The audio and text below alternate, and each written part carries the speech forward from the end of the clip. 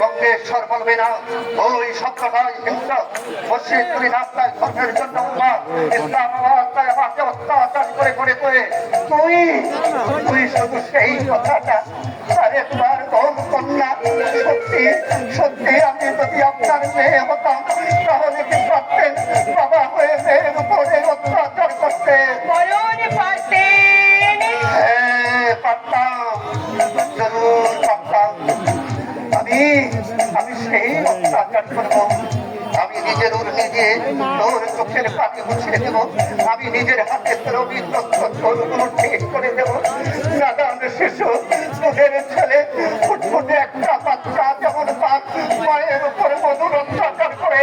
আমিও তেমনি তোকে অত্যাচারে অত্যাচারে অতিষ্ঠ করে তুলবো তুই তোর দামাল ছেলেকে সামাল দিতে পারবি না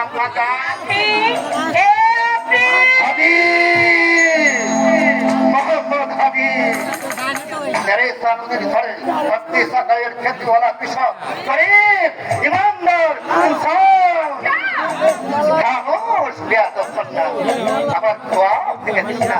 আমি এখন মুশকিল করি না আমি এখন বাপজান এই এত ভালো সুযোগ তোমাকে দেখে দাও আদেশ করুন জাহাপনা না না জাহাপনা নয় আমি এখন বাপজান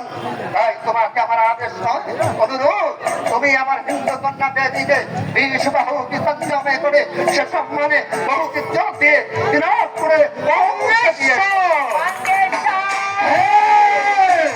এবার রবি বঙ্গেশ্বর তাই আমার আদেশ পথে যেতে যেতে রামগঞ্জ শহর যেখানেই দেখবে জাহাজ মুখের দুর্গন্ধ